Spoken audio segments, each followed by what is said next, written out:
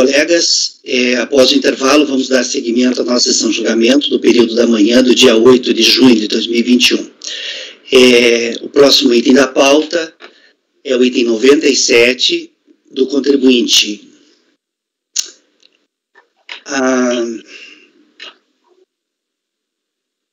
É assim mesmo, Luiz? Majo? Christopher? Majo, isso? Isso. Maio, acho que é Majo, né? Sei lá. Majo Christopher Equipamentos de Movimentação de Cargas Limitada, EPP. Majo Christopher, que dá a impressão que é Major, mas faltou o R, né? Mas Majo Christopher Equipamentos de Movimentação e Cargas Limitada, EPP. Item 97 da pauta. Pode iniciar a leitura, Luiz. Só um minuto aqui, eu vou olhar uma coisa aqui.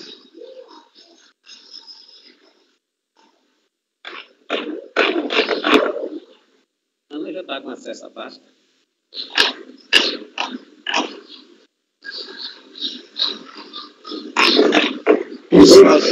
Você falou algo, Francisco?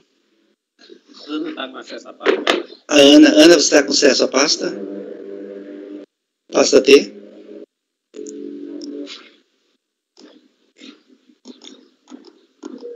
Agora estou todo o grupo de chave, né?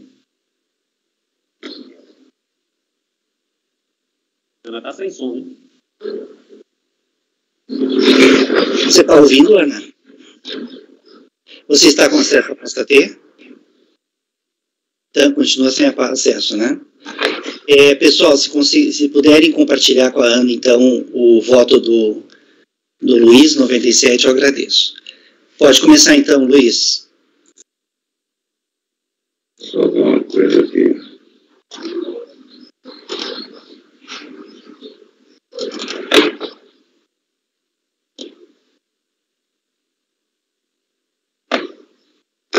Vamos lá. Por exemplo, voluntário em fase de decisão de primeira instância,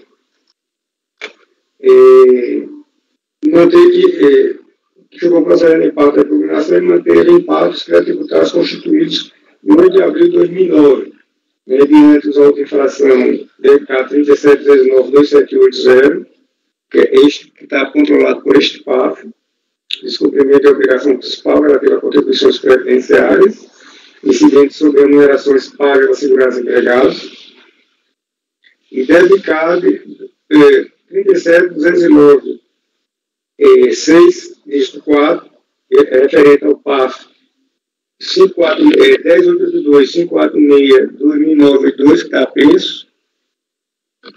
Esse PAF está apenso. E relativo à obrigação principal, obriga a contribuição dos segurados empregados arrecadados pela empresa, mediante os consumos respectivos remunerações, e improcedente a impugnação, mantendo os créditos tributários constituídos em 8 de abril de 2009, mediante os autos de infração debicade 37.209.277, e distribui o PAF, é o 5A7, 1082.000.547/2097, que é um descumprimento de obrigação principal relativa a contribuições a terceiros, e o debicade 37.209.2756, CFL 78, que é do PAF 1082.00545.1938.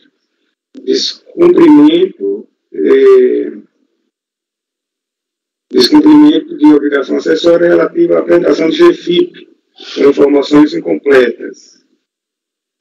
Certificado da decisão de primeira instância, a impugnante agora recorrente, depois da recurso voluntária, 23 de 2 de 2010, tempestivo, aduzindo apertada assim de decadência do lançamento, conforme anunciado 8, súmula vinculante do STF, pela regra especial do artigo 150, parágrafo 4 do CPM, impossibilidade de aplicação da taxa Selic como taxa de juros, moratórios, afronta o princípio da legalidade na cobrança da taxa Selic e juros de mora aplicados no lançamento não podem suplantar 1% ao mês. Isso foi o que ele argumentou.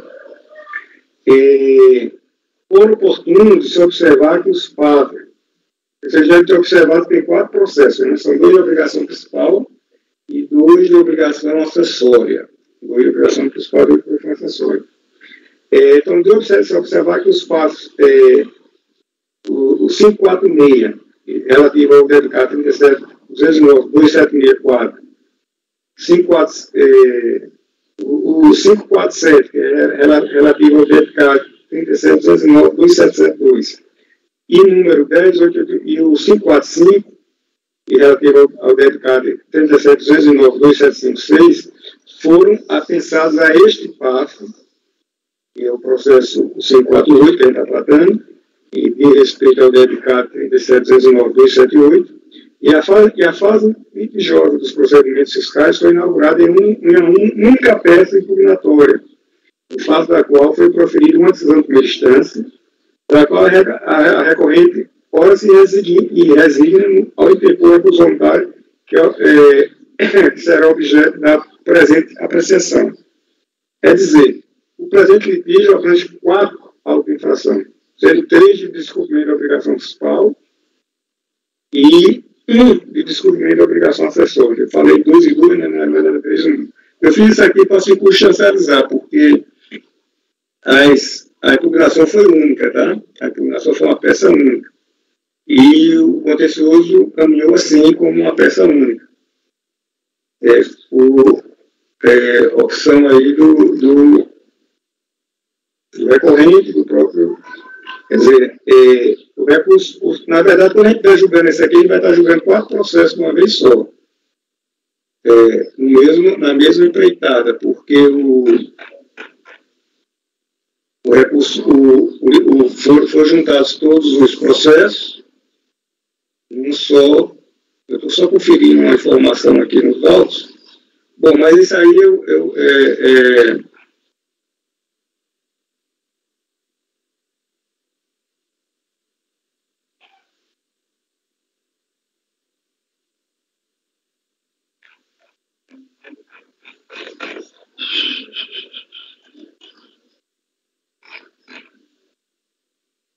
isso aí, inclusive, quem vê a decisão recorrida vai ver isso aí, que lá no final da decisão recorrida, ele diz que julga procedente, e em parte, que julga improcedente. Ele julga improcedente, julga procedente de parte, os dedicados 3709, 2780 e 3709, 274, 2764, e improcedentes os 3709, 2772 e 3709, 2756. Então, tudo bem. Eu estou dizendo isso aqui para não haver confusão sempre quando eu começar a falar, porque vão ser várias coisas aí. Então, o presente litígio, como eu já falei, já me referi aqui ao recorte do litígio, qual é o contencioso. Trago aqui o relatório da decisão recorrida. O relatório da decisão recorrida é um relatório longo. E o que eu acabei de falar sobre a pensação está descrito no relatório. Descrito no relatório.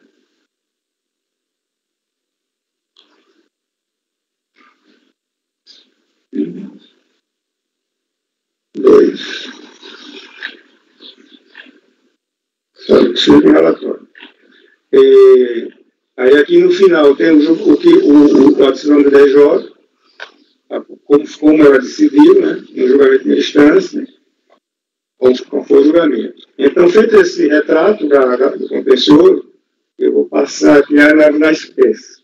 Verifica-se na espécie a aglutinação do contencioso administrativo fiscal em apreço em uma única peça recursal, que se refere à decisão de primeira instância proferida em face de uma única impugnação e enfrentou os lançamentos consignados nos autos de infração tais, que eu já narrei, e portanto, a repetição do que aqui foi decidido a todos os processos que controlam os créditos tributários constituídos naquele lançamento.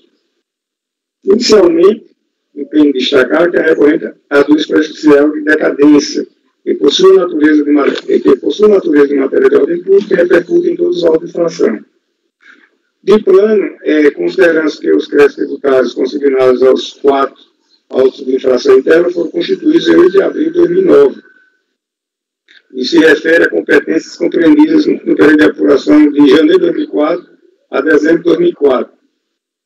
Não há de se falar de decadência pela regra geral descobrida no artigo 1731 do CTN. Não à toa, a recorrente busca amparo na decadência pela regra especial do artigo 150, parágrafo 4 do CTN, ao argumento que o desacordo do prazo decadencial estabelecido no retrocitado dispositivo legal para homologação é a data da geração da folha, pois seria este o fato gerador evento que, no seu entender, ensejaria a tributação das contribuições sociais previdenciárias. Nesse diapasão, pretende que todas as competências estariam atingidas pela decadência, e não apenas aquelas que a DJ reconheceu, que seria a de janeiro a abril de 2004. E ainda assim, apenas para as autos-frações 3719-278 e 3719-276. Nada mais equivocado. O artigo 150 traz a seguinte redação, aqui eu colaciono o artigo 150, caput e parágrafos. Conforme se observa no texto legal, a Fazenda Pública homologa o lançamento do pagamento antecipado em nível parcial relativo ao fato gerador da referida competência, e não à geração da folha de pagamento. E para essa homologação dispõe de prazo 5 anos a contar do fato gerador materialização da depósito de incidência de contribuições previdenciárias, ao qual o pagamento se reporta. No caso vertente, conforme já relatado, a DJ reconheceu a decadência em face ao lançamento consignado nas autos-frações 3719-278-0 e 3719-276-4 para as competências de janeiro a 4 de 2004, 01 a 04 de 2004. Inclusive, em virtude da existência de pagamentos antecipados, atrair a regra especial do artigo 150 para 4 de setembro. Não obstante a DJ ter reconhecido a decadência até a competência 04 de 2004, entende que, na verdade, ela ocorreu até março de 2004, e apenas em relação ao debicado 3719-278-0, tendo em vista que o lançamento relativo aos fatos geradores ocorrido na competência 4 poderia ser constituído até o 60º mês adiante, 4 de novembro de 2009, mais precisamente até 30 de abril de 2004, havendo lançamento em apreço, se aperfeiçoado em 8 de abril de 2009. Importa esclarecer que não se aplica ao AI debicado 37.209.276.4, que se refere à apropriação indébita previdenciária, conforme esclarece a própria DJ, a regra especial de decadência prevista no inciso, no artigo 154 do CTN, exclusão específica inerente à conduta, apropriação indébita, qualificada que é pelo moral deônico obrigatório vinculado no enunciado 106 de súmula K.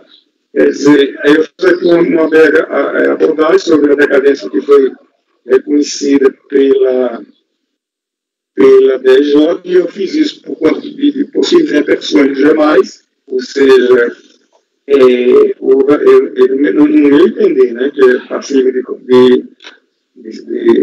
no meu entendimento, só o meu juízo, houve assim, não digamos, ele lançou um certo equívoco, mas não tem um caso que seja recorte pela DJ e diante da possibilidade de reformar-se um teste, por isso que eu falei isso naquele outro lançamento lá, mantém-se a decisão do DJ nesse ponto. É civil para civil, é um direito do contribuinte. Em face do AI debicado 36.277, 2. A DJ não identificou o pagamento antecipado a atrair a regra especial do artigo 150, parágrafo 4 do CTN, incidindo destaca a regra geral de decadência do 171, 173, inciso 1 do mesmo Código Tributário. Quanto ao AI debicado 37.209.275.6, por se tratar de descumprimento de obrigação acessória, a aferição de decadência ocorre exclusivamente pela regra geral do artigo 173.1 do CTN, que na espécie não ocorreu, uma vez presente que o crédito tributário foi aperfeiçoado em 8 de abril de 2009 e se refere às competências 01 a 12 de 2004. A propósito, resgata o enunciado 148 de súmula K, que é exatamente o que qualifica, que informa o critério de aferição da decadência, que é pelo 731, como é de conhecimento dos colegas. Enfrenta a prescrição de decadência, que na verdade a pena mantive que a DJ fez, né? O juiz que a DJ fez, com as observações que eu destaquei, eu vou passar a análise do método propriamente dito. No método propriamente dito, é recorrente no MIT aduzir a possibilidade de aplicação da taxa Selic como taxa de juros moratória. Afronta o princípio da legalidade na cobrança da taxa Selic e que juros de mora aplicados no lançamento não podem suplantar 1% ao mês. Na verdade, trata-se de matéria já consolidada neste Conselho, a teor do enunciado 4, segundo caso, de natureza vinculante, razão pela qual dispensa outras considerações.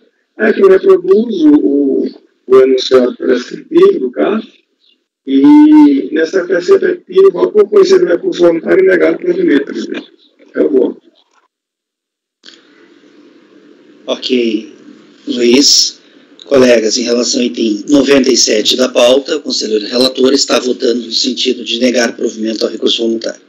Alguém gostaria de comentar o voto do relator, o processo? Não? Gregório, como você vota? Acompanho. Francisco? Acompanha? Acompanha. Renata? Acompanho. Rafael? Acompanho. Márcio? Relator. Ana? Acompanho. Eu também acompanho. Então, para o item 97 da pauta,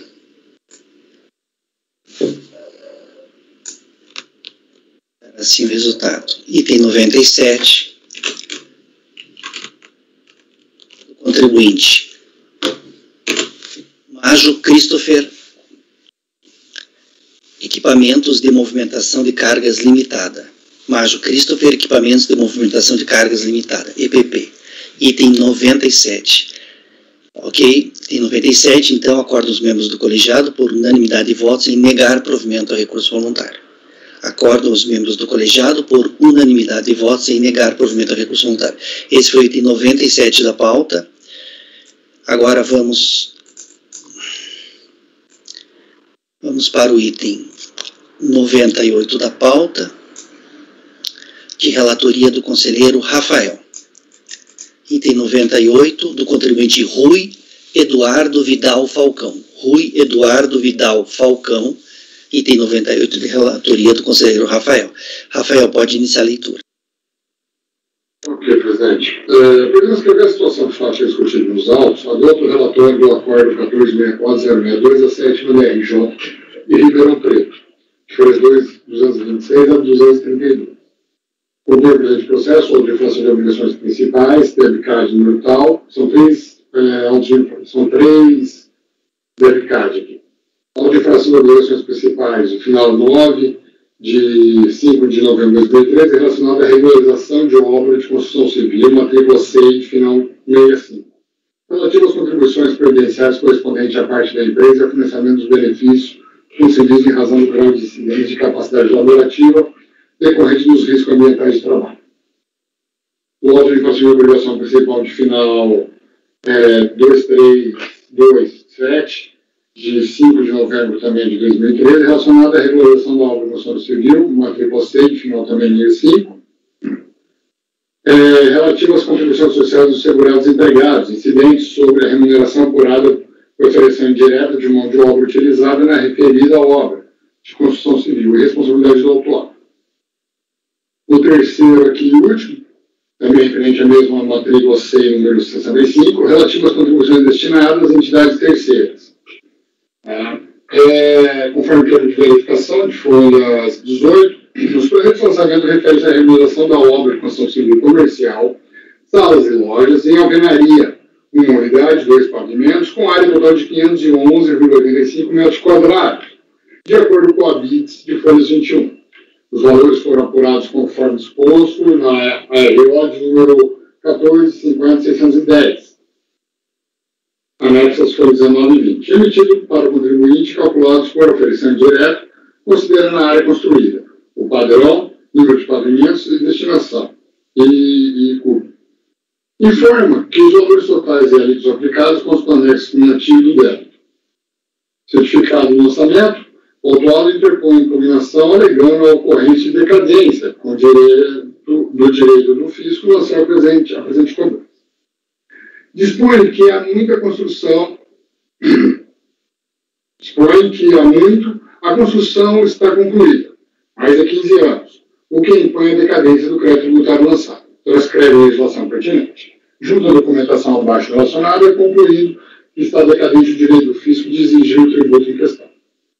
Registro que a matrícula SEI da obra em questão não é informada pela fiscalização, e sim o SEI número final 62, conforme o documento datado de 2 de julho de 92, juntado aos autos. Dispõe ainda sobre a ocorrência de vários pagamentos feitos à Previdência Social, anexando vários GRPS, recibos e contratos com prestadores de serviço, além de compras efetuadas, buscando demonstrar que o imóvel encontra-se concluído desde o ano de 93 ou 94.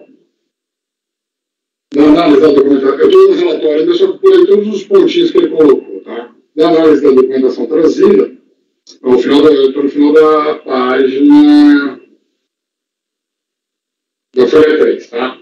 Da análise da documentação trazida aos autos pelo autuado, foi emitido o despacho número 1 da 7ª DRJ de Ribeirão Preto, datado de 14 de 4 de 2016, para que a auditoria fiscal autuante se manifestasse acerca da ocorrência da decadência e, se ocorrida, se total ou parcial, tornando-se por base o disposto no artigo 390 da Instrução Normativa 971/2009.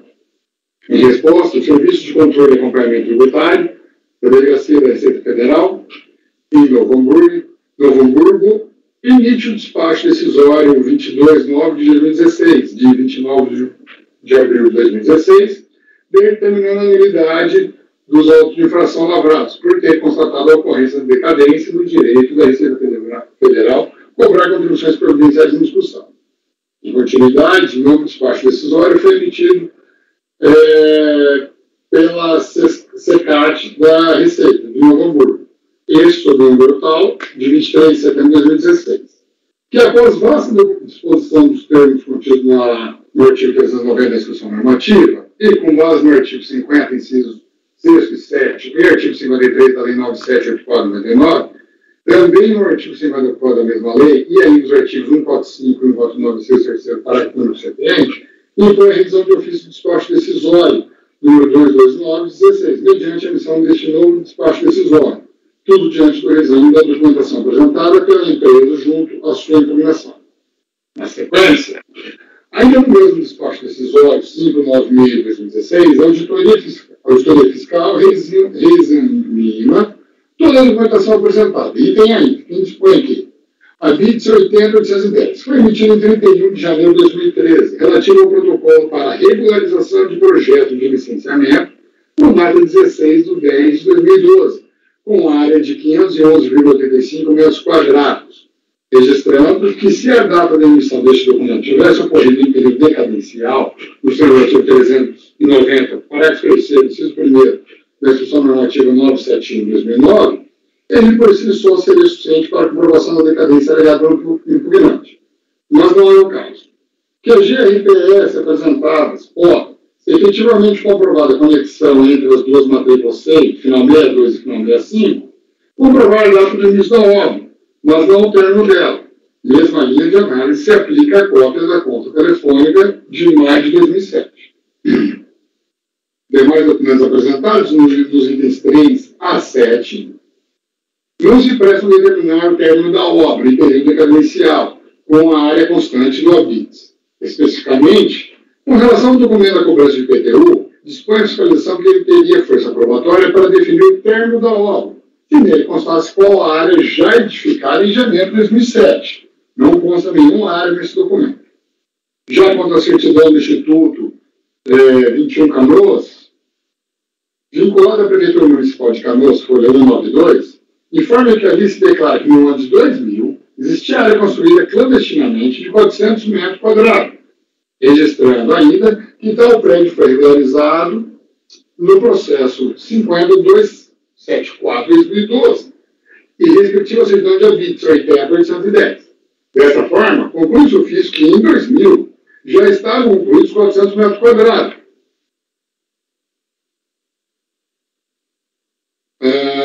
No prédio, reconhecendo a decadência do direito de cobrança das contribuições providenciais relativas a essa área. Tendo em vista que o ABITS de 2013 traz obra com um total de 511,85 metros quadrados, conclui-se que houve acréscimo de área de 111,85 metros quadrados, em período não abrangido pela decadência. Em julgamento do BRJ, por unanimidade de votos, julgou procedente em parte do lançamento, conforme a emenda abaixo. O parcial provimento se deu no tocante ao reconhecimento da decadência, como destaque na forma. Na análise do documento, constata que, de fato, o imóvel foi cadastrado na Prefeitura Municipal de Canoas, em 26 de agosto de 2001. Certifique-se ainda que na data de 21 de 6 de 2016, data da emissão do documento juntado, a área construída do imóvel é de 511,85 metros quadrados. Não constaria nenhuma informação de área clandestina, identificando a respectiva BITS 80.810, esse datado de 31 de janeiro de 2003. Assim, o que se tem ali é que o cadastro do imóvel ocorreu em 26 de julho de 2001 e que a data da emissão do documento era de 511,85 metros quadrados, a área cadastrada. Porém, verifique-se no BCI a informação de que a última alteração ocorreu em 23 de 11 de 2015. Ou seja, este documento é passível de sofrer alteração a qualquer momento. Os dados ali dispostos não formam a convicção do julgador que, desde o seu cadastro inicial, constava uma área de 511,85 metros quadrados, conforme afirma o impugnante. Não há histórico das alterações procedidas no cadastro do imóvel, que respaldasse a afirmação inquestionável de disposição de que o acréscimo de 111,85 ocorreu no período abrangido pela decadência.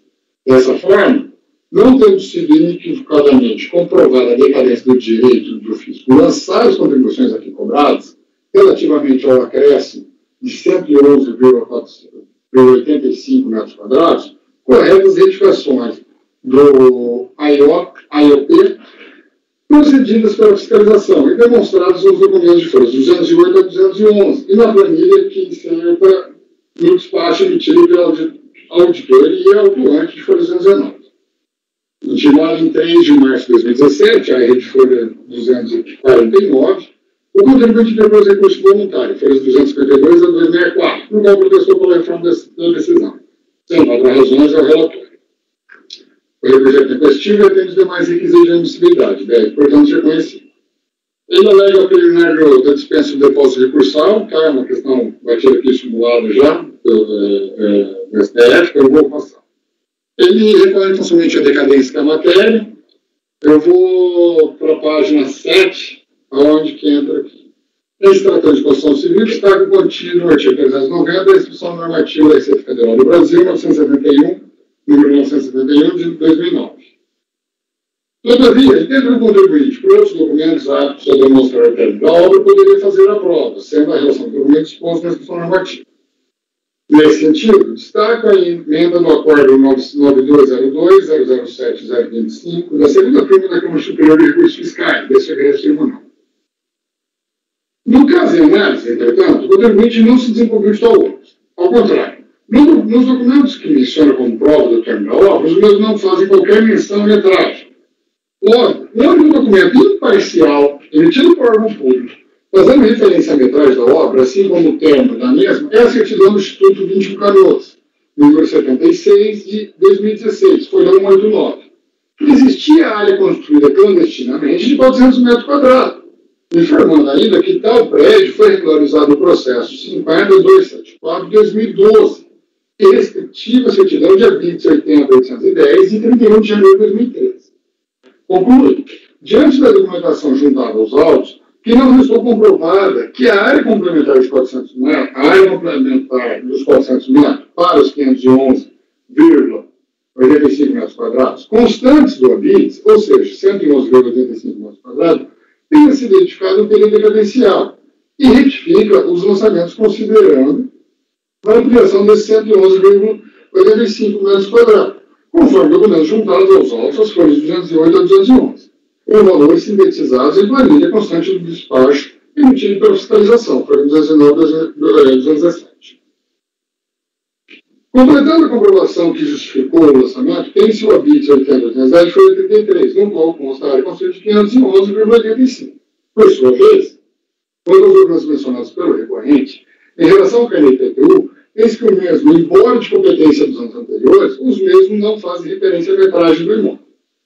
Também, em relação ao certificado de matrícula emitido pelo INSS, folha 67, guia de GRPS, folhas 68 a 106, tem 1.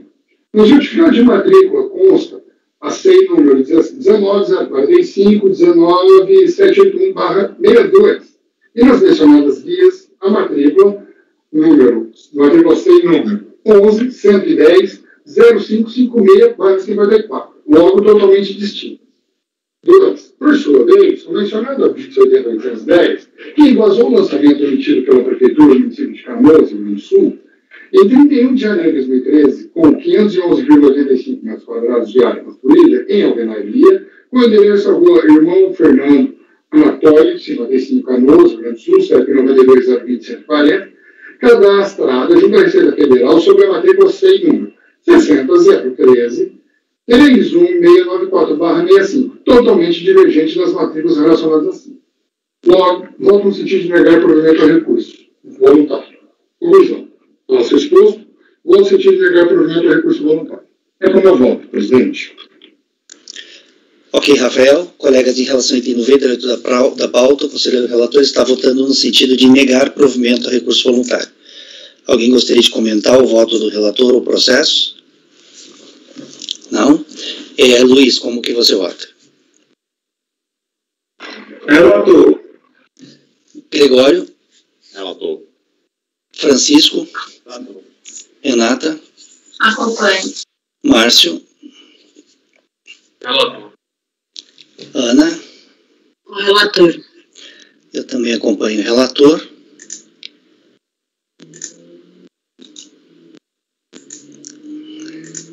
Então, para o item 98 da pauta, o contribuinte Rui Eduardo Vidal Falcão,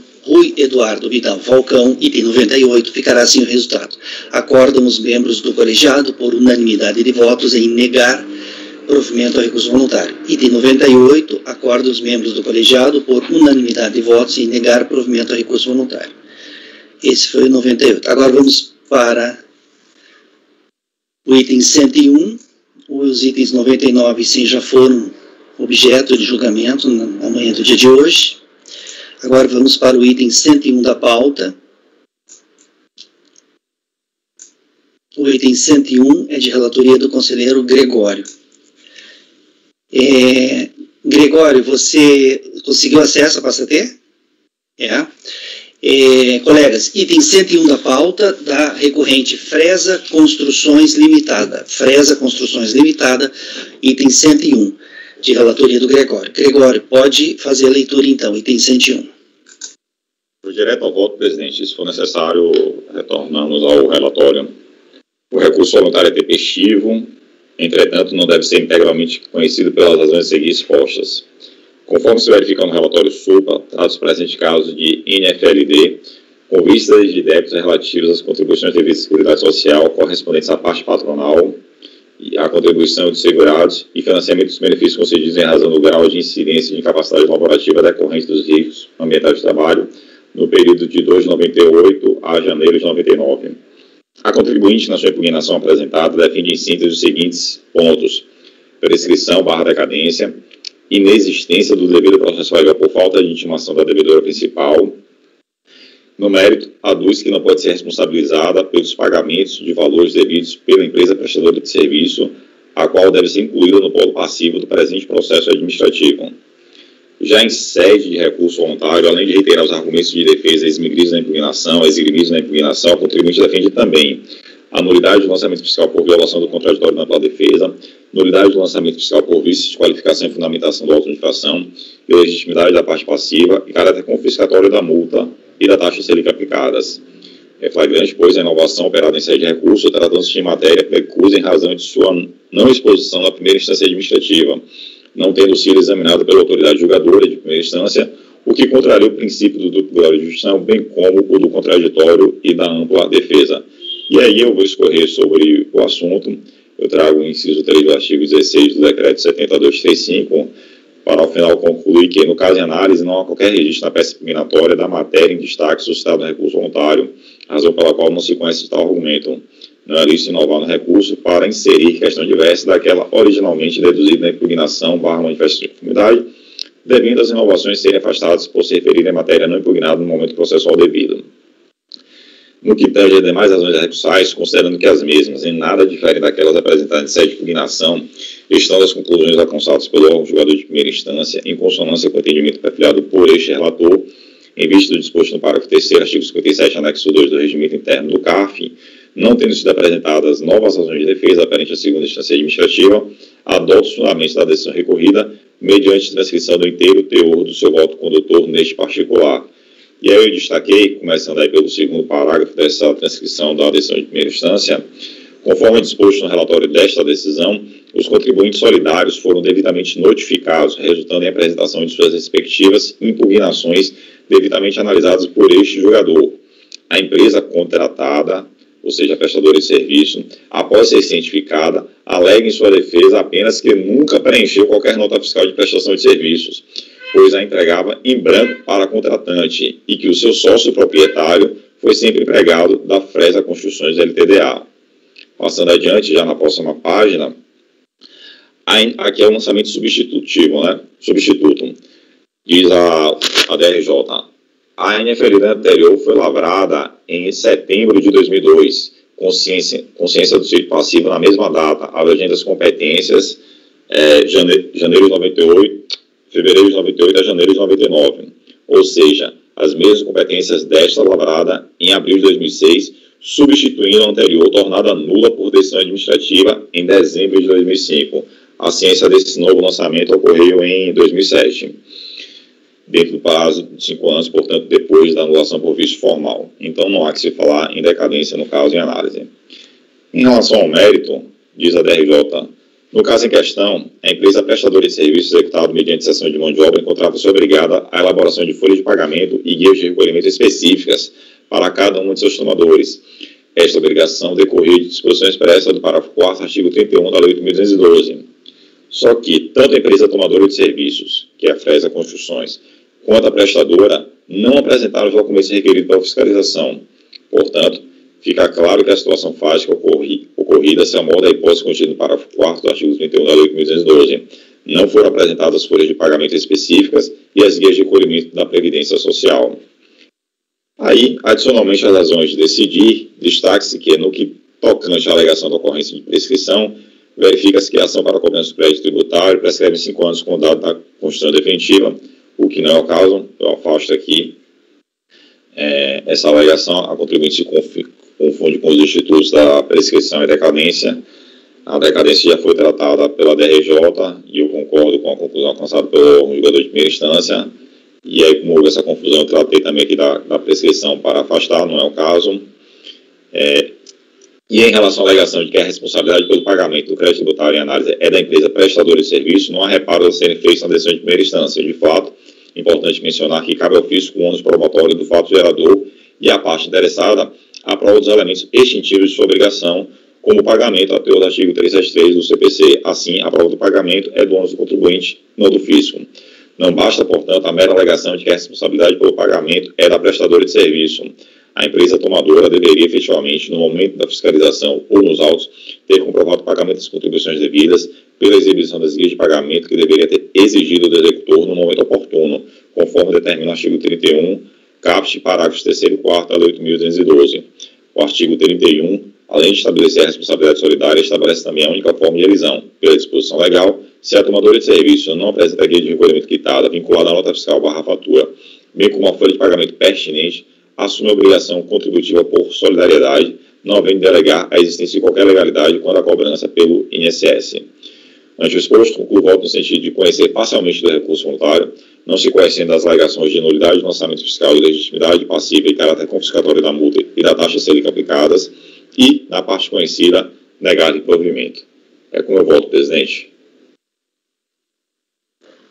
Ok, Gregório. Colegas, em relação ao item 101 da pauta, o conselheiro relator está votando no sentido de conhecer parcialmente do recurso voluntário, não conhecendo dessas alegações que ele enumera na conclusão do voto, e na parte conhecida ele está negando provimento ao recurso. Alguém gostaria de comentar o voto do relator ou processo?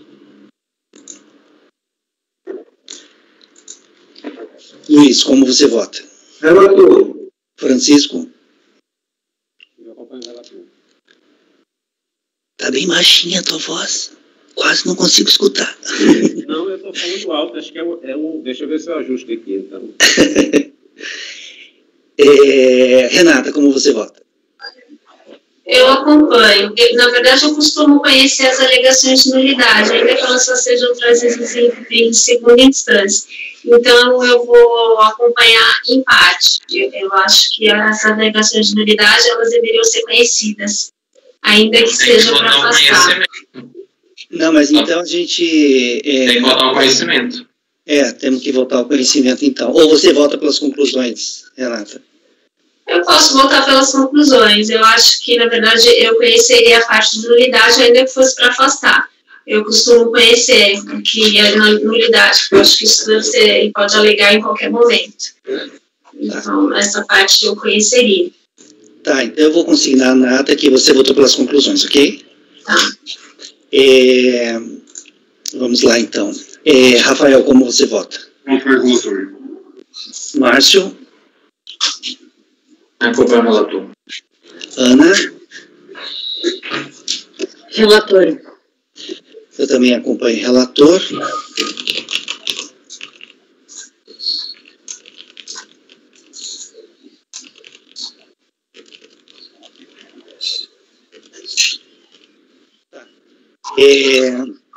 Então, vou consignar a ata para o item 101 da pauta da recorrente Fresa Construções Limitada. Fresa Construções Limitada, item 101, ficará sem resultado. Acordam os membros do colegiado, por unanimidade de votos, em conhecer parcialmente do recurso voluntário, não se conhecendo das alegações de nulidade do lançamento, de ilegitimidade passiva, de caráter confiscatório da multa e referentes à taxa Selic, uma vez que tais alegações não foram levadas ao conhecimento e à apreciação da autoridade julgadora de instância, representando inovação recursal. E, na parte conhecida do recurso, negar-lhe provimento. Votou pelas conclusões a conselheira Renata. Esse foi o item 101 da pauta. Agora vamos fazer o julgamento do item 102 da pauta, também de relatoria do conselheiro Gregório. O item 102 é da recorrente Obras Sociais Boa Nova. Obras Sociais Boa Nova, item 102. Pode iniciar a leitura, Gregório. Eu vou direto ao voto, presidente. E aí, se for necessário, retornamos ao relatório. O recurso voluntário é tempestivo e atende os demais requisitos de admissibilidade, deve, portanto, ser conhecido. Conforme exposto no relatório supra, trata-se do presente caso de auto-infração, com vistas de débitos referentes a contribuições previdenciárias, previsto no artigo 22, inciso 1 a 3 da Lei 8.212, incidentes sobre remunerações pagas pela empresa aos empregados e contribuintes individuais que lhe prestaram serviços relativos às competências de janeiro de 2006 a 13 de 2007. Apenso ao presente processo, encontra-se o PAF aí indicado referente às contribuições da empresa destinadas a terceiros para as mesmas competências. Ambos os processos foram analisados em conjuntos pelo órgão julgador de primeira instância e foram também objeto do mesmo recurso voluntário apresentado pela contribuinte. É a mesma situação do caso do Luiz que a gente julgou agora há pouco, né? A gente teve lançamentos distintos, mas foram objetos de uma única defesa pelo contribuinte e de um único julgamento pelo órgão julgador de primeira instância e também, por conseguinte, do mesmo recurso voluntário. Feito esse esclarecimento, pois bem, analisando o relatório fiscal, verifica-se que a autuação está embasada nos seguintes fundamentos. Da análise das guias de recolhimento do FGTS, transmitidas pela empresa Sistemas Informatizados da Receita Federal, a fiscalização constatou que o contribuinte utilizou indevidamente o código FPAS 639. O código em questão é exclusivo para as entidades que gozem de isenção de contribuições previdenciárias nos termos do artigo 55, combinado com o parágrafo 1º da Lei 8.212. O uso do referido código impede o cálculo da parte patronal e giroate. A falta de ato declaratório de concessão de isenção previdenciária torna proibido o uso do código FPAS 639. Como se vê, e em resumo, a autuação fiscal está embasada na falta de apresentação por parte da contribuinte do requerimento de isenção INSS que trata o parágrafo 1º do artigo 55 da Lei 8.212. Cientificada do lançamento fiscal, a contribuinte apresentou a sua competente defesa administrativa defendendo que goza da imunidade prevista no artigo 195, parágrafo 7 da Constituição Federal e aí transcrição dos fundamentos da defesa da contribuinte nesse sentido. A DRJ, por seu turno, corroborando com o entendimento da autoridade administrativa fiscal, destacou e concluiu que não basta a impugnante comprovar que possui certificado de entidade beneficente e afirmar que está amparada pela Constituição Federal, pois, desde a edição da Lei 8.212, os requisitos para o gozo de isenção são aqueles estabelecidos no artigo 55, justamente com fundamento no artigo 195, parágrafo 7 da Constituição Federal, que foram exatamente aqueles que a entidade afrontou na medida que não preencheu o requisito estabelecido na lei, ou seja, pude apresentar documento conforme exigido. Destacou ainda aquele colegiado que importa ressaltar que a afirmação de que o STF identificou na cláusula inscrita no artigo 195, parágrafo 7º, a existência de garantias de imunidade e de não simples isenção estabelecidas em favor das entidades beneficentes de assistência social não interfere na presente autuação e não tem pertinência na seara administrativa, haja vista que, em última instância, resumir-se a discussão a definir se a norma inserida no artigo 55 da Lei 8.212 seria ou não compatível com a norma maior, não cabendo à administração manifestar sobre a constitucionalidade de normas ou no seu foro administrativo competente para o deslinde de tal controvérsia. Pois bem, acerca da imunidade prevista no artigo 195, parágrafo 7 da Constituição, socorro aos escolhos do conselheiro Salvo Salomão, projeto 201-007-842, abaixo transcrito. E aí toda a transcrição do entendimento do conselheiro Salvo em relação às limitações do poder de tributar previsto no artigo 195.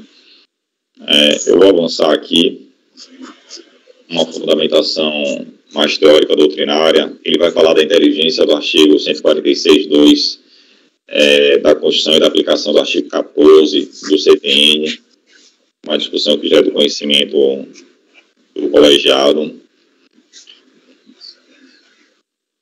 Pois bem, especificamente em relação ao julgamento do RE 566-622, destaque-se que o STF, por maioria, nos termos do voto do relator ministro Marco Aurélio, deu provimento ao apelo extraordinário e declarou a inconstitucionalidade de todo o artigo 55 da Lei 8.212 nos seguintes termos. Em síntese, e aí o voto do ministro Marco Aurélio, em síntese conclusiva, o artigo 55 da Lei 8.212 prevê requisito para o exercício da imunidade tributária, versado no parágrafo 7 do artigo 195 da Carta Republicana. Eram verdadeiras comprovações ao direito. Por isso, tem algum microfone aberto aí, viu? E por isso, revelam verdadeiras condições prévias ao legítimo direito e por isso deve ser reconhecida a inconstitucionalidade formal desse dispositivo no que extrapola o definido no artigo 14 do CTN, por violação ao artigo 146, inciso 2 da Constituição Federal. Os requisitos legais exigidos na parte final do mencionado, parágrafo 7º, enquanto não editada nova lei complementar sobre a matéria, são somente aqueles do aludido 14 do Código. Chega à solução do caso concreto ante a inconstitucionalidade formal do artigo 55 da Lei 8.212 e a moldura fática delineada no acórdão recorrido. E aí a conclusão é do provimento ao recurso para, declarando a inconstitucionalidade formal do artigo 55, restabelecer o entendimento constante da sentença e assegurar o direito à imunidade que trata o artigo 195, parágrafo 7 da Constituição Federal.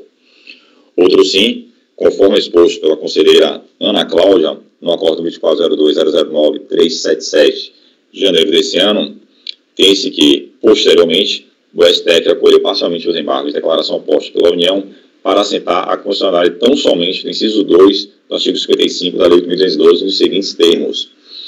A. É exigível a lei complementar para a definição do modo beneficente de atuação das entidades de assistência social contemplados no artigo 195, parágrafo 7 da Constituição, especialmente no que se refere à instituição da contrapartida a serem por elas observadas. Lei ordinária pode regulamentar aspectos procedimentais referentes à certificação, fiscalização e controle administrativo. É constitucional o artigo 55, 2 da Lei 8.212 na redação original e nas redações que lhe foram dadas posteriormente. E aí, ao final do escrito, é destacado, naquela ocasião, a Corte assentou a inconstitucionalidade do inciso 3 do artigo 55 da Lei 8.212 e seus parágrafos. Neste SPEC, em face da declaração de inconstitucionalidade do inciso 3 do artigo 55 da Lei 8.212 e seus parágrafos, conclui-se que a concessão da imunidade independe de prévio requerimento administrativo, afigurando-se, portanto, insubsistente o lançamento fiscal embasado em tais dispositivos legais. Por fim, mas não menos importante, destaque-se que a imunidade de que trata o artigo 195, parágrafo 7º, diz respeito às contribuições devidas pela empresa destinadas a custear a Seguridade Social, não alcançando, pois, as contribuições destinadas às outras entidades terceiros. Ante o exposto, concluo o voto no sentido de dar provimento parcial ao recurso voluntário, cancelando seu lançamento fiscal referente ao DBCAD 37.254.820, dígito 2, referente à cota patronal, e mantendo, por conseguinte, o DBCAD 37.254.822, que se refere ao lançamento da contribuição destinados a terceiros. É como eu voto, presidente. Ok, Gregório. Colegas, em relação ao item 102 da pauta, o conselheiro relator está dando provimento parcial ao recurso voluntário, está reconhecendo a imunidade, né? Se bem que aqui a ideia não é o reconhecimento da imunidade, não é um processo de reconhecimento da imunidade, né? No entendimento do relator, pelo fato da entidade ser imune, ele está afastando do lançamento, está cancelando o lançamento em relação à parte patronal. Cita ali o DBCAD, o lançamento referente à parte patronal, DBCAD final 2, né, 822, e mantendo o lançamento referente a terceiros. Então, provimento parcial para cancelar apenas a cota patronal. Alguém gostaria de comentar o voto ou o processo? Eu estou com uma dúvida em relação a esse processo, que a gente discutiu ele, esse tema é bem abrangente, a gente discutiu ele há pouco tempo. Eu lembro que tinha um voto da ministra Rosa Weber, se não me falha a memória, reconhecendo a constitucionalidade do inciso 2. Mas esse tema não está definido, não transitou em julgado ainda, né? Ou alterou de lá para cá. O RESP ainda não transitou em julgado. Não transitou. Alguém gostaria de fazer mais algum comentário? Gostaria de pedir vista de mesa, Francisco? Não. Não? Então tá. Luiz, como você vota? Relator. Francisco? Eu vou divergir pelo fato do artigo 62 lá, não está transitado em julgado. Negar provimento, né? Ok. Renata, como você vota? Eu vou divertir para dar provimento, inclusive, com relação aos terceiros.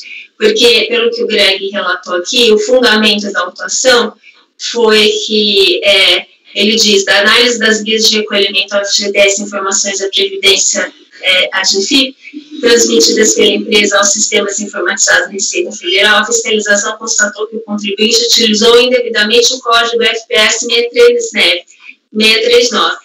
E o código FPAS 639 é exclusivamente para entidades que gozam de isenção de contribuições previdenciárias nos termos do artigo 55, combinado com o parágrafo 1º da Lei 8.212.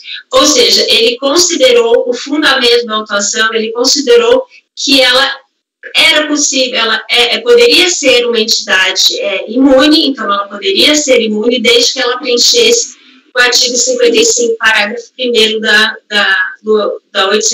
Lei 8.212. Portanto, se isso foi declarado inconstitucional, eu devo reconhecer que, nesse ponto, ela preencheu o requisito, ainda que ela não seja imune por outro fundamento legal. Se eu reconhecer isso, porque ela não é uma entidade que financia a Seguridade Social, eu estaria consertando o lançamento, porque o auditor, ele lançou errado. Ele deveria ter lançado porque ela não é uma entidade que gosta de imunidade, porque ela não financia a Seguridade Social. Portanto, ela deveria ter recolhido a contribuição ao SESC, ao SENAC e aos terceiros. Esse deveria ter sido o fundamento da autuação. Se não foi, se ele fundamentou no artigo 55, parágrafo 1º da Lei 812, uma vez que isso foi declarado inconstitucional, eu tenho que reconhecer que o lançamento é válido. Se eu faço diferente, eu estou inovando no critério jurídico do lançamento e eu não posso fazer isso. Mas veja, você concorda comigo que ela é imune, né? A discussão é essa. A fiscalização...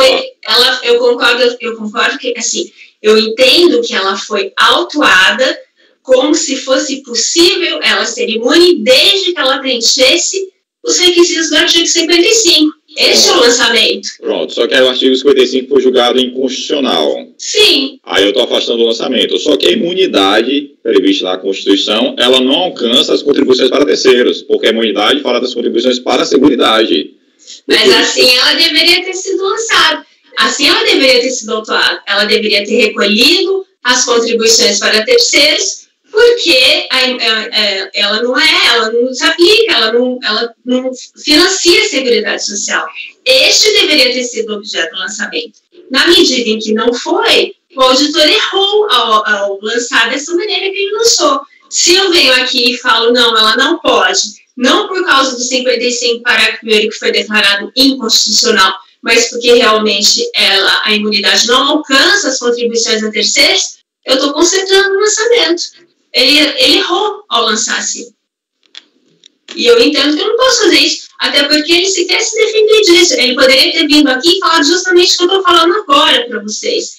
Não, ele errou ao fazer isso. Ele que tivesse lançado com base em outro critério jurídico. Esse é outro fundamento de fato. Quer dizer, é isso que eu entendo. Portanto, eu vou advertir. E eu vou dar provimento integral. E eu entendo, sem querer, longe de mim, de querer divertir do Gilmar Mendes. Imagina, ele é perfeito, ele é inteligentíssimo, ele é tudo. Só que essas contribuições já não financiavam a Seguridade Social desde sempre. Não foi porque o STF falou isso em 2014, depois de 2017. Já não financiavam. Então, isso já poderia ser dito desde sempre. Então, é isso. Eu vou divertir. Só isso, mas... gente, a gente sempre diverte um do outro. Já divertimos tantas vezes. Então, tranquilo. Divertir faz parte. Tá, faz parte, com certeza. Rafael, como você vota? Relator. Relator. Márcio, como você vota? Relator. Ana? Relator. Eu vou acompanhar a divergência do Francisco. Só um instantinho, colegas.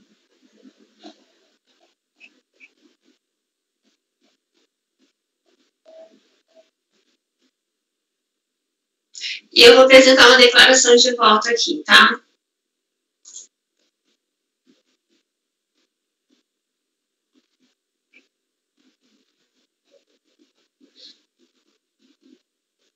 Luiz, Gregório, aproveitando enquanto ele está fazendo aí, eu dei uma olhadinha nos 5 acordos precedentes daquele caso lá da exclusão do Simples.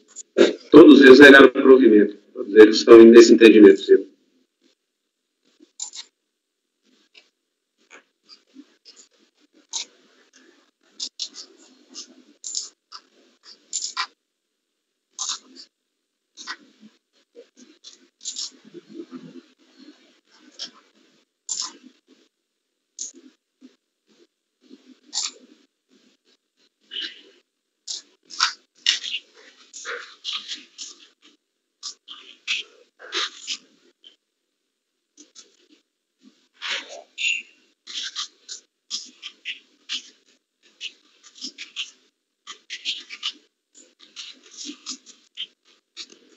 Ok, colegas, para o item 102 da pauta, da recorrente Obras Sociais Boa Nova, item 102, ficará assim o resultado. Acordam os membros do colegiado, por maioria de votos, em dar provimento parcial ao recurso voluntário para cancelar o lançamento fiscal referente ao DEBICAD número tal, entre parênteses, cota patronal. No dispositivo eu não vou colocar mantendo a contribuição de terceiros, deixei bem claro, né? Referente, estou dizendo que é parcial o provimento, que é referente, que é para cancelar o DEBICAD número tal, entre parênteses, cota patronal. Está muito claro, né? Acho que não tem como eles se confundirem. E aí na tua conclusão você pode manter, eu acho, talvez. Acho que eu vou manter porque, assim, esse DEBICAD referente a terceiros é referente ao outro processo. A numeração do outro processo que está penso é esse. Mas como foi apresentado uma impugnação, um acordo de DRJ e um recurso voluntário, então foi apresentado agora, vai ser um acórdão, mas na verdade é um acórdão que tem dois processos, entendeu? Aí por isso que eu fiz mas então nesse caso eu acho que eu vou colocar então. Eu acho que eu vou consignar. É o mesmo caso do Luiz, a gente jogou 4 processos em um só. Então, nesse caso, então, acho que eu vou registrar, então, é bom registrar, então.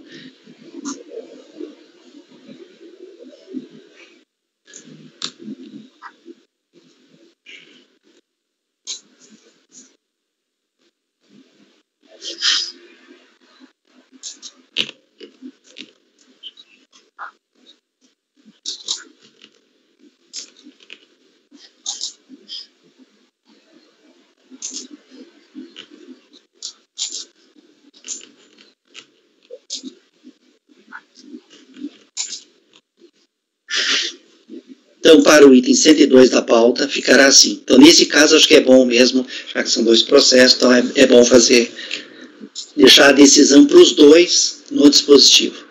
Então, vai ficar assim, ó, item 102 da pauta, obras sociais Boa Nova. Acordam os membros do colegiado, por maioria de votos, em dar provimento parcial ao recurso voluntário para cancelar o lançamento fiscal referente ao DEBICAD final 820-2, entre parênteses, cota patronal, vírgula, mantendo-se o DEBICAD final 822-9, entre parênteses, terceiros, ponto. Vencida a conselheira Renata, que deu o provimento integral ao recurso voluntário, e vencidos os conselheiros Francisco e Dene, que negaram o provimento ao recurso. Manifestou a intenção de apresentar a declaração de voto à conselheira Renata. Isso, né? Então tá, colegas, esse foi o item 102 da pauta. Deixa eu conferir o horário aqui. Meio-dia e 22, podemos seguir. O próximo item da pauta é de relatoria do conselheiro Márcio. O item seguinte é o 103 da Policlínica Santa Clara Limitada. Policlínica Santa Clara Limitada, item 103 da pauta. Pode iniciar a leitura, Márcio.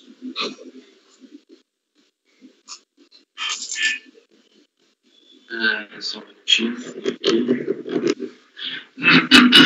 Então, tá. Ele se trata de uma notificação fiscal de lançamento de débito, no valor superior a 4 milhões, referente a período de janeiro de 2003 a outubro de 2005, com ciência em agosto de 2007. Basicamente, a fiscalização baseou-se nas informações contidas de GFIPS, com o objetivo de regularizar as divergências apontadas no cruzamento com as GPS. Houve também diferença no lançamento de diferenças de acréscimos legais. O contribuinte apresentou impugnação em 3 de setembro de 2007, defendeu a ilegalidade da cobrança em favor do INCRA, ilegalidade da cobrança relativa a serviços prestados por cooperados, efeito confiscatório da multa, criticou a aplicação da taxa Selic e requereu a anulação da NFLT ou exclusão dos valores para... A autoridade julgadora manteve o lançamento na integralidade e no recurso voluntário, o contribuinte ele se limitou a reiterar os termos traduzidos na peça impugnatória. Só que, aí é direto aqui no voto já, ele impugnou nessa parte, com as mesmas razões da impugnação, apenas a parte relacionada ao INCRA e as contribuições exigidas sobre serviços prestados por cooperados. Nesse sentido, vale do permissivo parágrafo 3º do artigo 57, já que o acordo da delegacia de julgamento está em consonância parcial com o entendimento deste julgador. Ele é parcial no referente à ilegalidade da cobrança para o INCRA, a qual, com resgate das razões definidas pela autoridade julgadora, mantenho provimento, esse argumento do contribuinte. Recordo que a decisão recorrida demonstrou que a contribuição ao INCRA está alicerçada em legislação vigente a tempo dos fatos, e também há a súmula número 516 do STJ, que mostra o entendimento da Corte, falando que ela não pode, a contribuição de intervenção no domínio econômico para o INCRA, devido aos empregadores rurais e urbanos, não foi extinta pelas leis tais. Assim, então, não há retoques a serem feitos nesse ponto. Em relação às cooperativas de trabalho, eu resgato aqui o que foi deduzido no acordo recorrido para divergir, até porque nós temos já a decisão no RS 595838 de São Paulo, e considerou-se inconstitucional a exigência do artigo 22, inciso 4 da Lei 8.212. Houve edição de resolução do Senado Federal e, nesse sentido, eu devo, portanto, excluir do lançamento a rubrica 1C, cópia de trave apurada no DAD, diante da inconstitucionalidade do dispositivo legal que lhe dava fundamento. Em relação a acréscimos legais, juros e multas de mora, apenas também resgato o que foi apresentado pelo voto recorrido. E as súmulas, acordo recorrido. súmulas também, trago as súmulas número 2 e número 4 para falar que somos incompetentes para se pronunciar sobre constitucionalidade de lei e também a aplicação da Selic. Nesse sentido, volto a passar para o provimento do recurso voluntário para excluir do lançamento a rubrica, na verdade não é a rubrica, né, é o levantamento 1C Cooper de trabalho.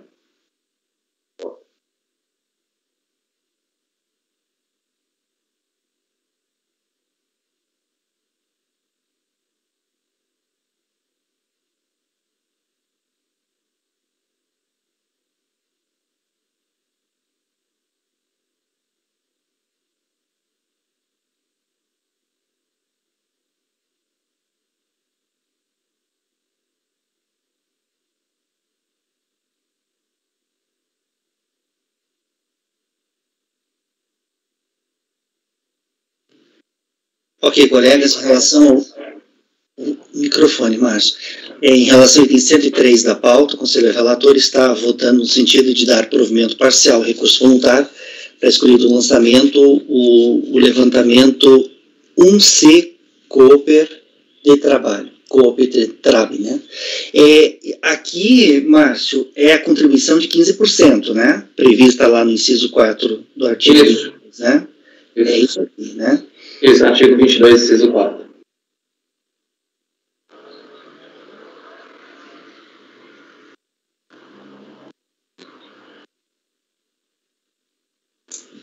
Tá.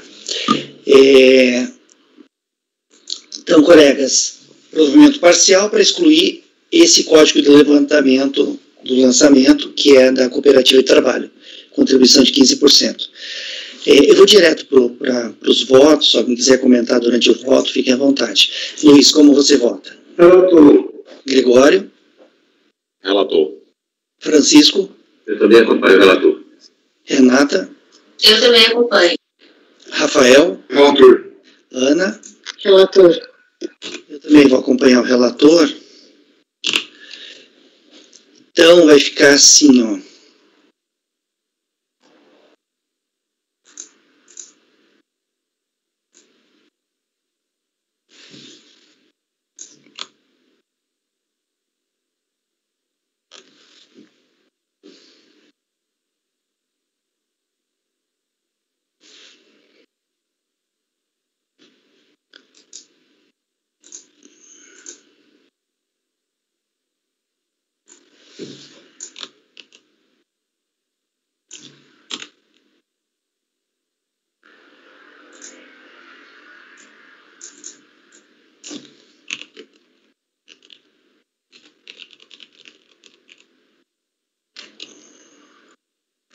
Tá, vou consignar do jeito que você colocou na tua conclusão, Márcio. Colegas, para o item 103 da pauta, da Policlínica Santa Clara Limitada, ficará assim o resultado. Acordam os membros do colegiado, por unanimidade de votos,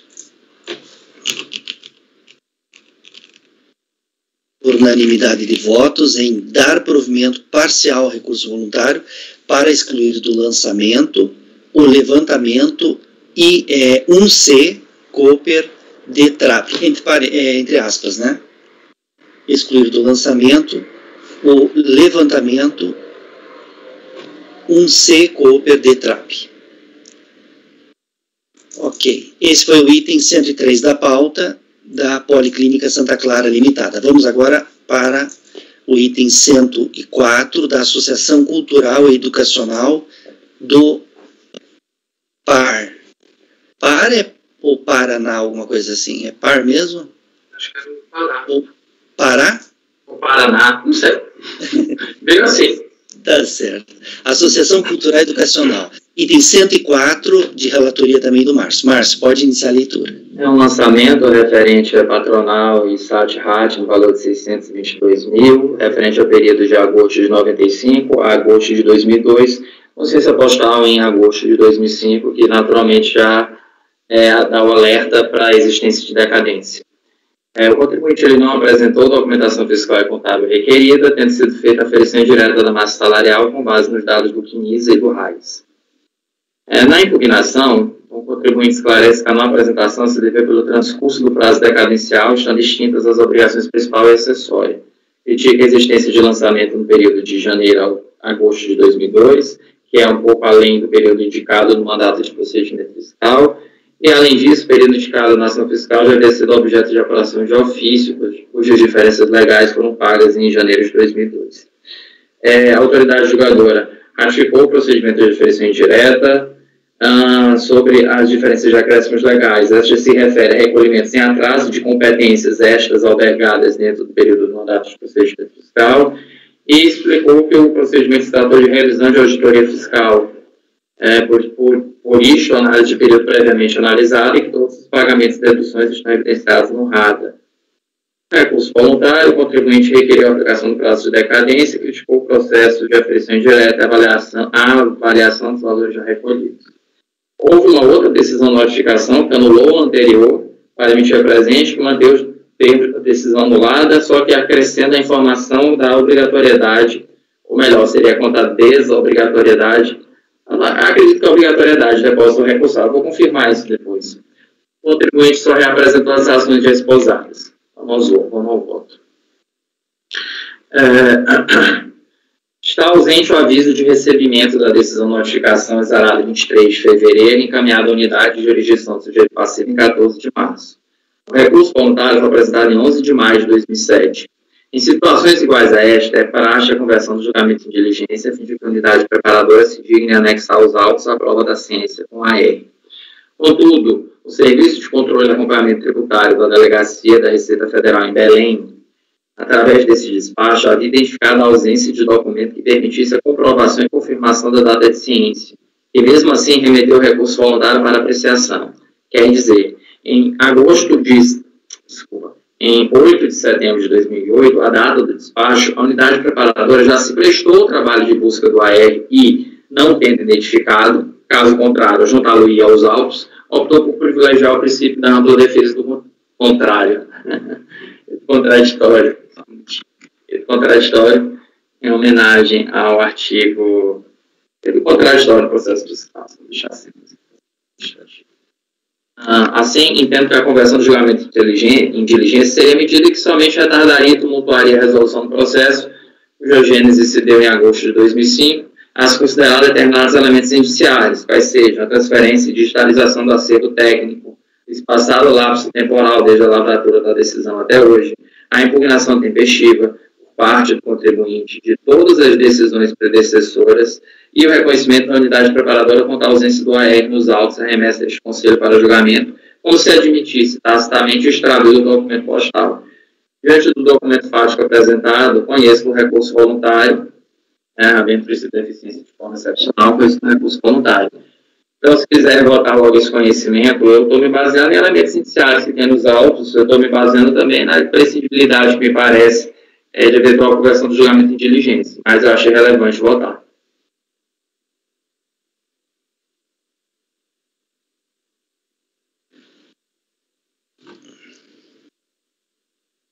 A não ser que a turma se digne a continuar a votação, já não sei como é que foi esse encaminhamento aí, presidente. É por conta da tempestividade? Sim, por conta do espaçado pelo prazo, né? Como eu deduzi nos votos, a delegacia, a unidade preparadora já buscou a AR. Se tivesse encontrado a AR, já tinha anexado a AR. Eventualmente não encontrou. Claro que há outras formas de diligência nesse caso, mas eu acho que eventuais formas de diligência diante do caso concreto do cenário apresentado retardaria o regular desenvolvimento desse processo. Mas eu acho importante votar porque outras pessoas podem não concordar com a minha análise desse caso. Eventualmente, se vencido, eu não me incomodo de me curvar e converter o julgamento de diligência, mas eu me sinto confortável em votar.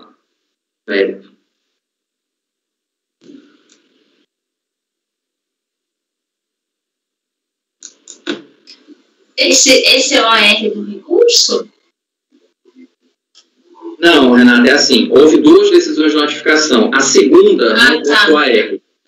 A segunda que substituiu a primeira, o AR não consta. E aí tem inúmeros elementos indiciários. Por exemplo, houve todo o transporte do acervo da Secretaria da Receita Previdenciária com a eventual perda de documentos. Pode acontecer. Não deveria, mas pode acontecer. O contribuinte, todos os prazos e todos os termos, ele atendeu o prazo necessário.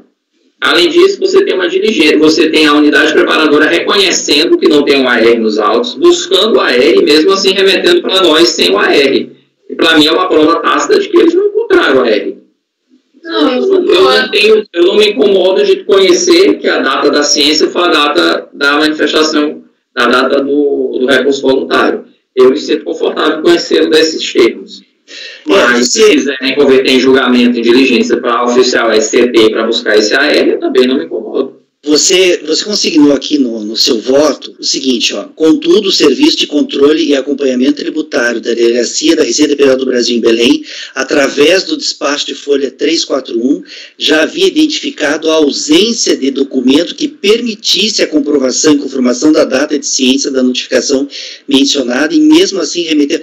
Veja, tem um despacho dizendo que não foi localizado. Então, veja, se não tem como aferir a data de ciência e ele compareceu espontaneamente ao processo, eu acho que está superada essa questão quanto a...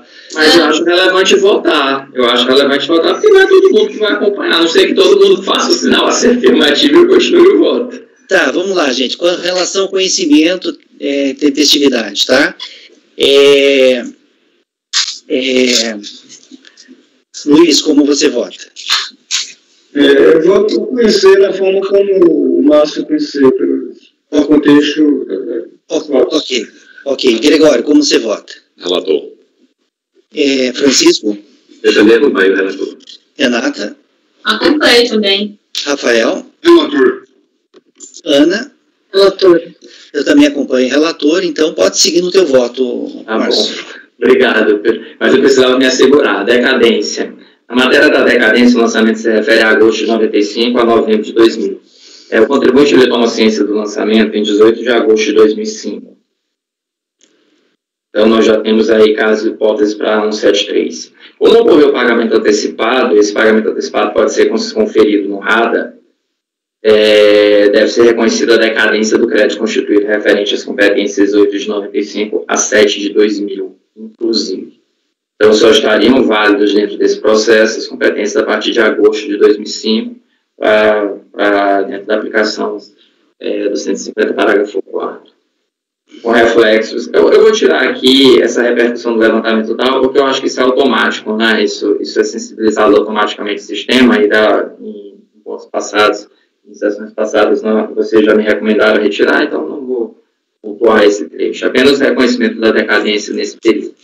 Em relação à aferição indireta, o contribuinte critica o procedimento justificando a não conservação da documentação contábil pelo prazo de recurso decadencial e também por ter sido fiscalizado em relação ao mesmo período anteriormente, tendo sido constituído e exigido crédito tributário. O artigo 33, parágrafo 3º, autoriza o lançamento de ofício da importância que apurá ser devida, no caso de recusa ou sonegação de qualquer documento ou informação ou apresentação deficiente, cabendo ao contribuinte ônus da prova em contrário, nesse caso não apresente sua documentação. Não houve prova em contrário de que a massa salarial arbitrada pela fiscalização no CNIS do RAIS esteja fora da realidade, até mesmo porque o contribuinte confessa não haver mantido a documentação contábil fiscal. Recordo que existe o dever de guarda referente ao período não decaído, de 8 a 11, de agosto a novembro de 2000, nos termos do artigo 195 do Código Tributário Nacional e parágrafo 5º do artigo 222 do RGPS. Ademais, não há impedimento, a meu ver, no caso, para que a autoridade reinvestigue um período já apurado, de apuração já fiscalizada, portanto, que não esteja decaído, merecendo reparos à fiscalização desse particular. Em relação à apuração dos valores, na ausência de demonstração clara e evidente de que houve prejuízo para a defesa, não há que se falar em cerceamento do direito de defesa em face à alegada deficiência da apuração do crédito tributário. Ainda eu trago todos os documentos que compõem o lançamento, não vou reapurá-los, e falo que a perícia é medida facultativa, a ser deferida pela autoridade julgadora. Nesses termos, o auto da parcial provimento ao recurso voluntário para declarar a decadência do crédito constituída até a competência julho de 2002. Lembrando que o lançamento se refere apenas de 8 de 95 a 8 de 2002. Então, na realidade, só se manteria mesmo a competência 8 de 2002, no final das contas, nesse lançamento. Até 8 de 2002. Então, é de 8 de 2000 a 8 de 2002. Acho que eu devo ter posto ali no voto, algum lugar, 2000. Por causa dos acréscimos legais, tá certo. É isso, esse é o voto. Declarar provimento parcial para reconhecer a decadência até julho de 2000.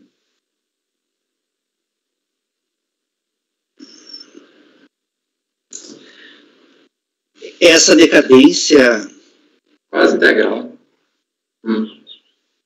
É um 50, parágrafo 4. Tá, e você tem antecipação de pagamento? Tem. Tem mesmo porque o contribuinte está sendo refiscalizado. Ainda que não houvesse, no conclusão do primeiro lançamento, também haveria pagamento em relação ao primeiro lançamento, que foi espontâneo para esse lançamento, né? O primeiro foi espontâneo para esse, que é o acréscimo apurado. Acho que só ficou uma competência, né? Alguns processos a gente analisou há tanto tempo que a gente esquece alguns detalhes, né? É tão bom vir com a cabeça mais fresca para o processo. Tá. Márcio, esse aqui eu vou pedir uma vista de mesa, só para dar uma olhadinha ali, tá? Depois a gente retoma. Colegas, então, nesse item aqui, o item 104 da pauta, o conselheiro relator está votando no sentido de dar provimento parcial ao recurso voluntário, cancelando o lançamento até a competência 7 de 2002, inclusive, uma vez que atingida pela decadência com base no 150, parágrafo 4º do CTN. Tá? Eu vou tirar com vista de mesa, quero dar uma olhadinha e a gente retoma assim que voltar da vista da mesa, ainda nessa reunião, tá bom? Deixa eu conseguir na ata aqui que vai ser vista de mesa.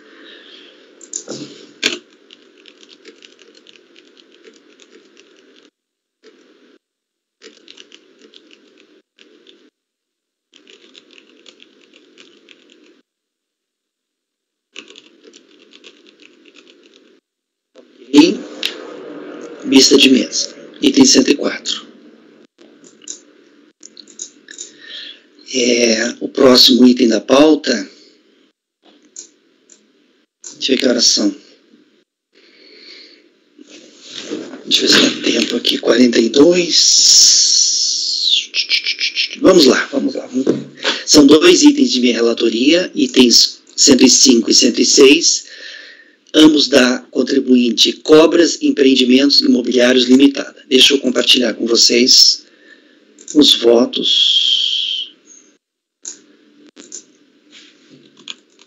Vou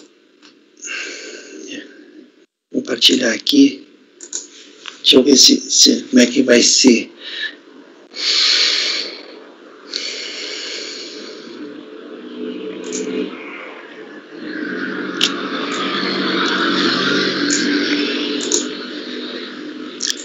Uma coisa aqui.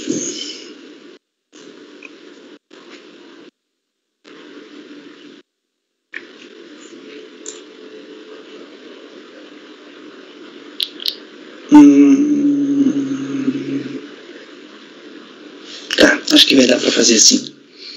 Nesse tempo que a gente tem.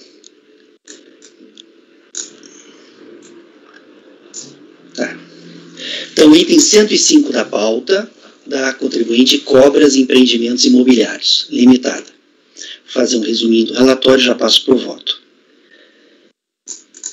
Trata-se de crédito lançado pela fiscalização decorrente de fiscalização específica para fins de baixa de obra de construção civil. De acordo com o relatório fiscal, na análise da escrituração da empresa, constataram-se inúmeras irregularidades. Ali no relatório estão as irregularidades, mas eu vou tratar de algumas delas, né? Eu vou tratar no voto.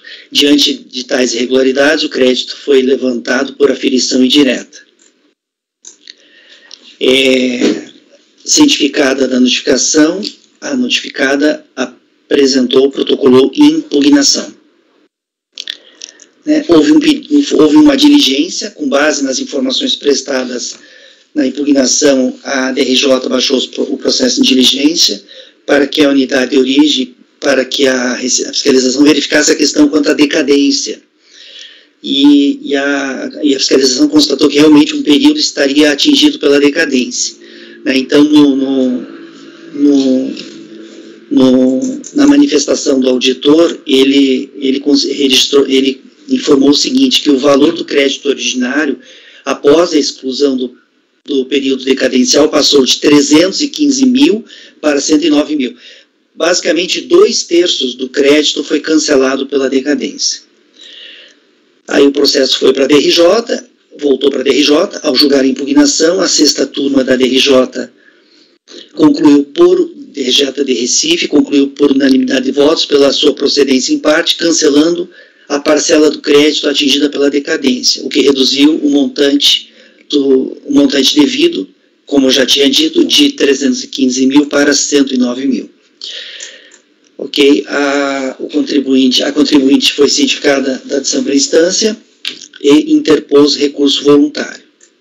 Eu trago ali no relatório as razões no recurso e eu vou tratar delas no voto, tá? É o relatório. Do conhecimento, o recurso voluntário é tempestivo e atende aos mais requisitos. Considerações iniciais. Como visto no relatório acima, trata o presente processo de lançamento decorrente de baixa de obra de construção civil, tendo a apuração das contribuições devidas sido realizada por aferição indireta, uma vez que foram identificadas diversas irregularidades na contabilidade da empresa. Em seu recurso, a recorrente questiona basicamente a aferição indireta, trazendo diversos argumentos para tal, os quais serão tratados a seguir. Da aferição indireta.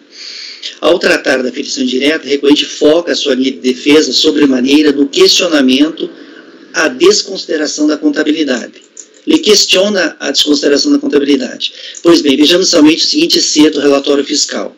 Então, eu trago aqui no voto um trecho do relatório fiscal, onde a fiscalização enumera diversas irregularidades constatadas na escrituração. Gente, escrituração contábil de obras de construção civil, uma construtora tem várias obras, ela tem que individualizar na contabilidade, isso está na legislação, está nas INs, tem que individualizar na contabilidade cada obra, não pode juntar todas as obras numa conta só e de forma genérica, ampla, assim, né? Tipo, despesas das obras, né? Despesas com obras, não. Cada obra tem que ter uma matrícula e na contabilidade tem que estar individualizada por obra. Então, eu trago ali no voto as razões da fiscalização para desconsiderar a contabilidade. Conforme se observa na transcrição acima, a fiscalização da obra compreende as competências de 4 de 2000 a 5 de 2004. Porém, somente a partir de janeiro de 2004 é que a empresa passou a contabilizar a obra de forma individualizada. Antes, a empresa registrava em contas custo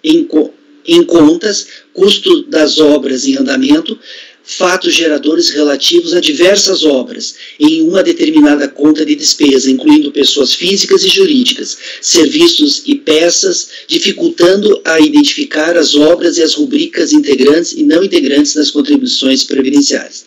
Em nossa ótica, apenas esse fato, por si só, já se mostra suficiente para justificar a desconsideração da contabilidade. Porém, a fiscalização também aponta a não contabilização dos custos havidos com a demolição de uma casa que se encontrava no local onde foi construído o edifício.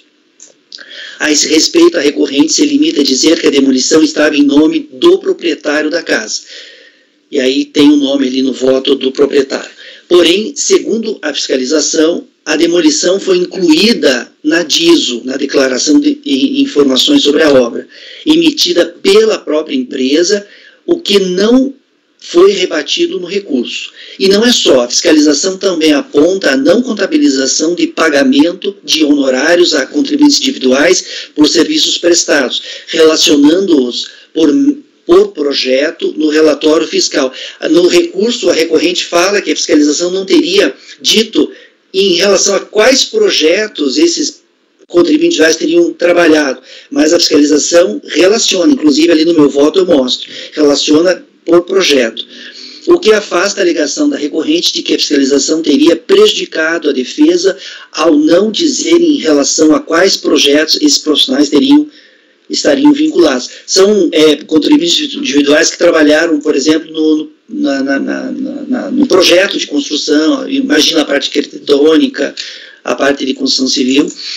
Desse modo, em face dessa contabilidade deficiente, tem-se por correto o procedimento fiscal apurar as contribuições por aferição indireta. Daí eu cito ali a legislação.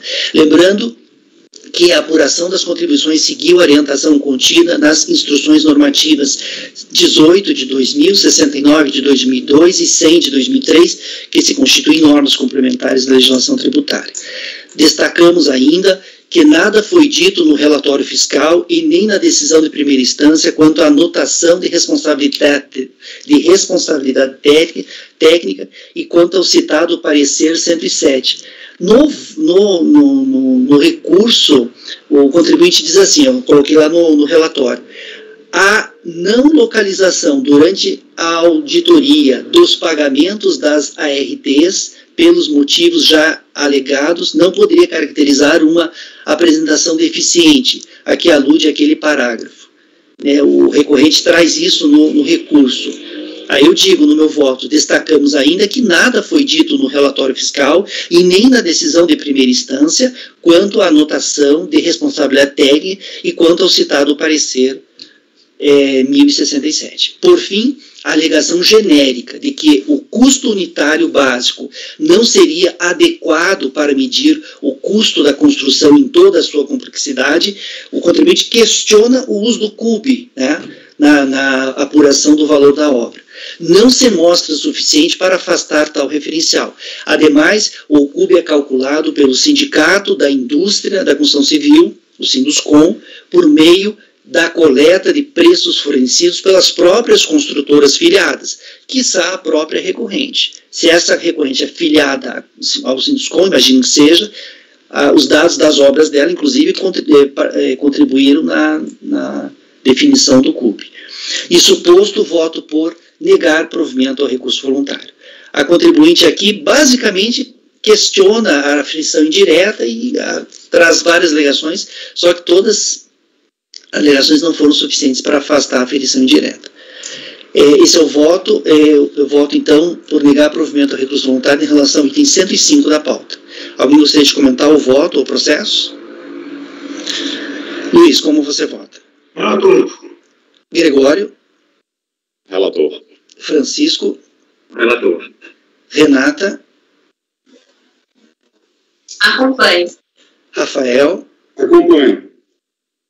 Márcio? Acompanho. Ana? Ok. Ana? Relator. Eu também acompanho. Não vou mudar meu voto.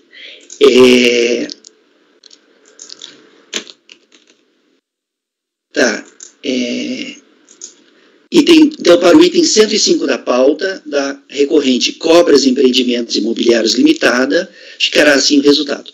Acordam os membros do colegiado, por unanimidade de votos, em negar provimento ao recurso voluntário. Tá? Negar provimento ao recurso voluntário. Esse foi o item 105. O item 106 é uma obrigação acessória, tá? Decorrente desse processo aí. O item 105. Vocês viram que no item...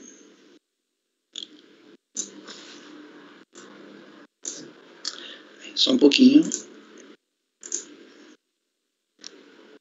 Tá. Agora o item 106. O item 106 é uma obrigação acessória. No item 105, vocês viram que teve a questão da decadência, né? A fiscalização lá reexaminou lá o lançamento e viu que tinha um período atingido pela decadência, cancelou. Na questão aqui da decadência, o contribuinte aí no recurso vai alegar a decadência. Então vamos lá, item 106 da pauta, deixa eu só conferir o horário aqui. Tá, vai dar tempo. Item 106 da contribuinte Cobras e Empreendimentos Imobiliários Limitada. Tá, eu vou para o voto, para o relatório, um resumo do relatório. A autuada...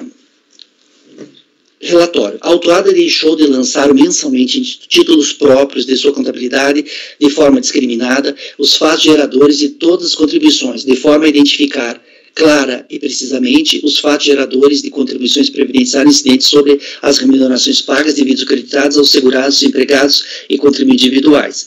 A empresa também não registrou de forma individualizada os fatos geradores de contribuições, de forma a identificar clara e precisamente as rubricas integrantes e não integrantes do salário de contribuição, bem como as contribuições descontados do segurado, e da empresa e os totais recolhidos por obra de construção civil. Em decorrência da infração cometida, foi aplicada a multa cabível no valor de R$11 mil. É aquela multa padrão lá da legislação previdenciária. Cientificada da notificação, autuada protocolo ou impugnação. Ao julgar a impugnação, a 6ª turma da RJ em Recife concluiu por unanimidade de votos pela procedência do lançamento, da autuação. Cientificada da decisão de instância, a contribuinte propôs recurso voluntário.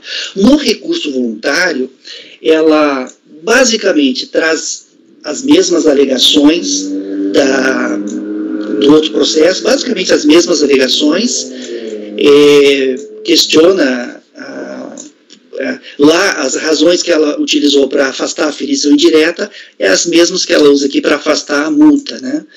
Alegando que a recontabilidade não estava irregular. E aqui, ao final, ela alega prescrição e decadência.